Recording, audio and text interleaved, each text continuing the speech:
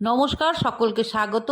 আজকে তোমাদের দেখাবো আমার ছাদে মাটি ছাড়া যে শাকসবজিগুলো লাগিয়েছি তার কেমন আছে। এখানে রয়েছে নানা ধরনের সবজি, খুব ছোট্ট জায়গায় লাগিয়েছি। এটা আমার একান্ত নিজের শখের জন্য। বেগুন গাছের কাছে দেখো কি সুন্দর ফুল চলে এসেছে।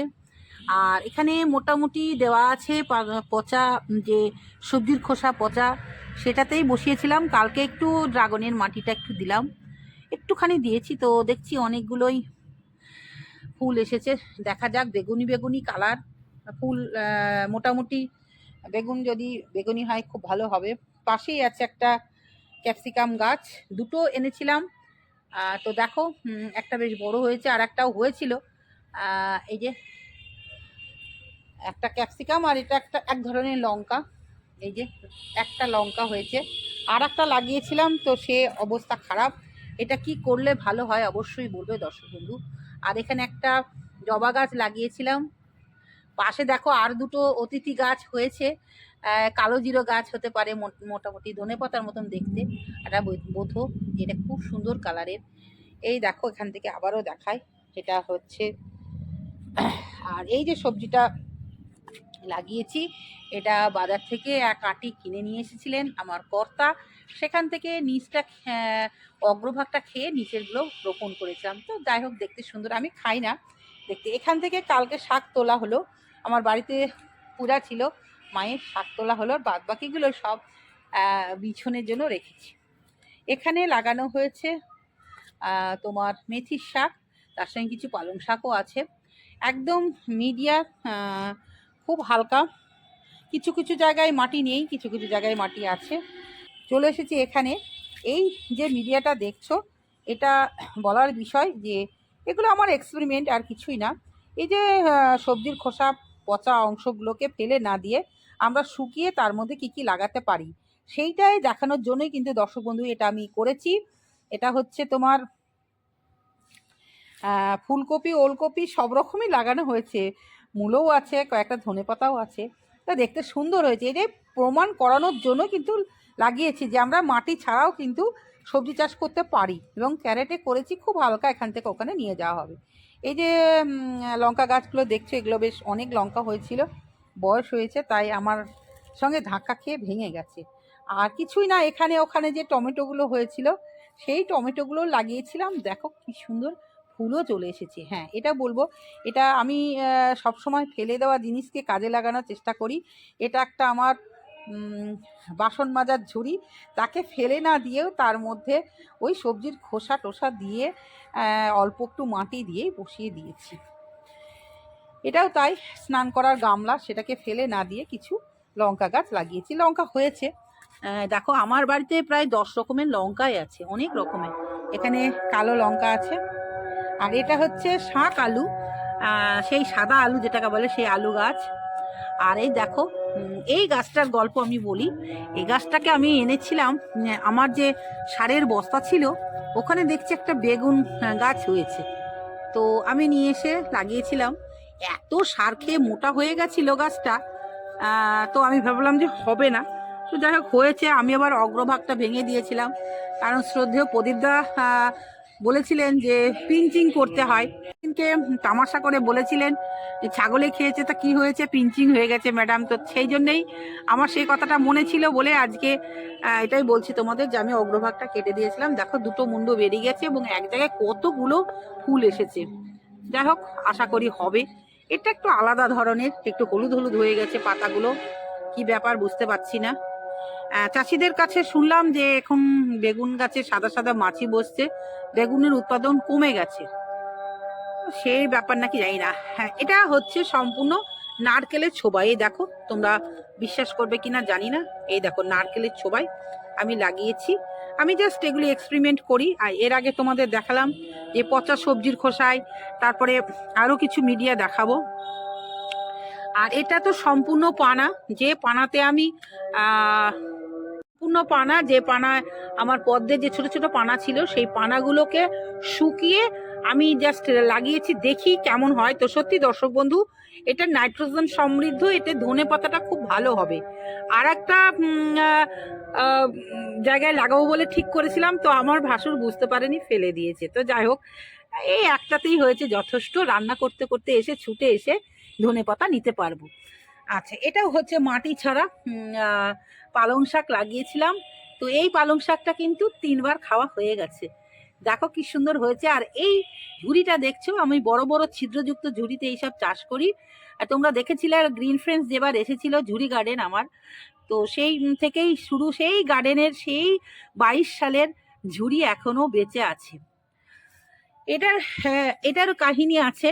এটার কাহিনী হচ্ছে, বাজার থেকে কর্তা পালং শাক নিয়ে এসেছিল প্রথম আমার বাড়িতে।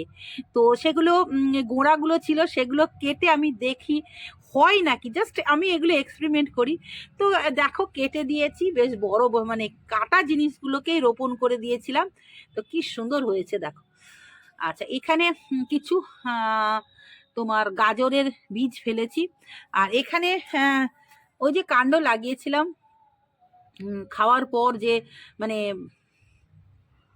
সেই কুলেখাড়ার কাণ্ড লাগানোর পর একটি মাত্র হয়েছে, বেশি করতে পারিনি, নষ্ট হয়ে গেছে।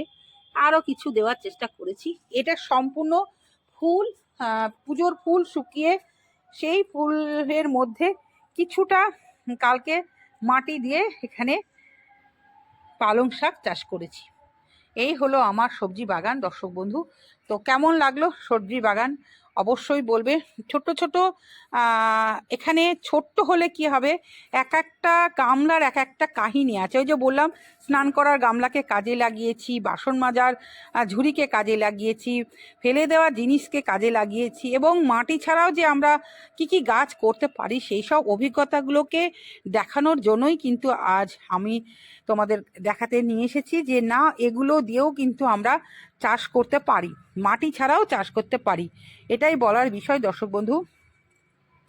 তো ছোট্ট বাগান কেমন লাগলো অবশ্যই বলবে, কারণ আমার বড় বড় বাগান, আবার এগুলোও খুব খেলাবাতির মতন। ছোটোবেলায় যে আমি পুতুল খেলতাম, এমনি খেলা করতাম, সেগুলোও কিন্তু এর মধ্যেই এখনও বজায় রেখেছি। কারণ আমার বড় বড় জায়গায় চাষ হচ্ছে, তাও দেখো যে আমি কেন এগুলো করেছি, তার একটাই কারণ, আমার শখ আছে। আর এই যে বলবো যে বড় বড় ছিদ্রযুক্ত ঝুড়িতে কিছু না দিয়ে কিভাবে আমি করি, সেটাও আমি আজকে বলবো তোমাদের। প্রথমে একটা জায়গায় নরম মাটিতে তুমি যা লাগাবার লাগিয়ে দেবে, দিয়ে জল দিয়ে ওটা শুকনো অবস্থায়, তারপরে জল টল দিয়ে যখন দেখবে শক্ত হয়ে গেছে, তখন তুমি অনায়াসেই এক জায়গা থেকে আরেক জায়গায় নিয়ে যেতে পারবে। তাহলে বুঝতে পারছো তো, কোনো কিছু না দিয়েই আমরা বড় বড় ছিদ্রযুক্ত ঝুড়িতে চাষ করতে পারি। তার একটাই কারণ হচ্ছে, যত শিকড়ে আমরা হাওয়া বাতাস দেব, মানে হাওয়া বাতাস মানে অক্সিজেন পাবে, শিকড়টা কাজ করতে আরও কার্যকরী, মানে তার কার্য করার ক্ষমতাটা বৃদ্ধি পাবে।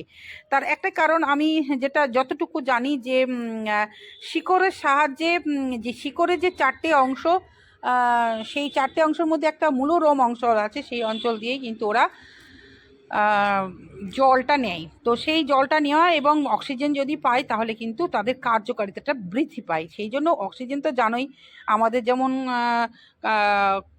জীবনটাকে বাঁচিয়ে রেখেছে, ওদেরও ঠিক তাই বলবো দর্শক বন্ধু।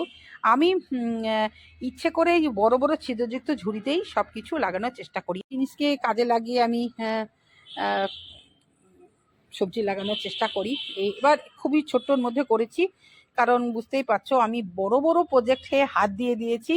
মানে বাড়ির সামনে যে আমার বাগানগুলো আছে, প্রচুর সবজি চাষ হয়েছে, তোমাদের একদিনকে দেখাবো। কোন সবজি চাষ হয়েছে, প্রচুর সবজি চাষ হয়েছে। এগুলোতে খাটতে খাটতে আমার সময় চলে যায়, তার জন্য কিন্তু আমি ছোট্ট করে আজকে তোমাদের এই বাগানটা দেখালাম। ওর মধ্যে বাগান করে মনের শান্তি পাই। তার কারণ আমি ওই যে বললাম, পুতুল খেলার মতন ছোট্ট ছোট্ট জায়গায় ওদের দেখি, আর আমার মনে ভীষণ শান্তি হয়। ওই জন্যই আমি এগুলো করেছি। আমার খাওয়ার থেকে দেখতে ভালোবাসি। তবে ছোলার শাকের সঙ্গে পালং শাক দিয়ে রান্না হয় আমাদের শ্বশুরবাড়িতে, সেই জন্য 1 মুঠ মতন লাগে। সেই 1 মুঠ কিন্তু আমার ওই ক্যারেটে দেখছো, ওই ক্যারেটেই হয়ে গেছে, ওই 1 মুঠ দিয়েই, সেইটুকু দিয়েই আমি রান্না করেছিলাম। ভীষণই ভালো লাগে যে রান্নাঘর থেকে দৌড়ে এসে লঙ্কার তোলা, ধনেপাতা তোলা, এগুলো একটা আলাদা অনুভূতি। সেই জন্যই কিন্তু আমি ওপরে রাখি, কারণ নিচে দৌড়িয়ে যাব, পা ভাঙা, বুঝতেই পারছো, ওই জন্য উপরে রেখেছি। তো ছোট্ট বাগান কেমন লাগলো অবশ্যই জানাবে। আবারও আসবো নতুন কিছু নিয়ে। আমার চ্যানেলের পাশে তোমরা আছো, তাই তোমাদেরকে অনেক অনেক ধন্যবাদ। একজন গৃহিণী, একজন চাকরিরত মহিলা, সব কিছুর সামনেও আমি এত বড় বড় কাজ করছি, তার একটাই কারণ, তোমাদের ভালোবাসা পেয়েই মনে একটা আলাদা অনুভূতি জেগেছে, ভালো লাগে বলেই এই কাজটা করি। অনেকে ভাবে হয়তো প্রচুর টাকা ইনকাম করে, আজ পর্যন্ত একটা টাকাও ইনকাম করিনি, করতেও পারবো না। তবে এদের পিছনে যে টাকা খরচ করি আমার প্রচুর, আমার শখ, আমি আমার নিজস্ব পয়সা খরচ করে আমি সব কিছু করি, তার কারণ এটা আমার একান্ত নিজের শখ। সেই জন্যই দর্শক বন্ধু, কে কী মনে করলো কী করলো কিচ্ছু ভাবি না, সবার মন জয় করার পর যতটুকু থাকে ততটুকুই আমার বাগানকে দিয়ে দিই। আসি, ভালো থাকবে, টাটা, আবার দেখা হবে পরের ভিডিওতে।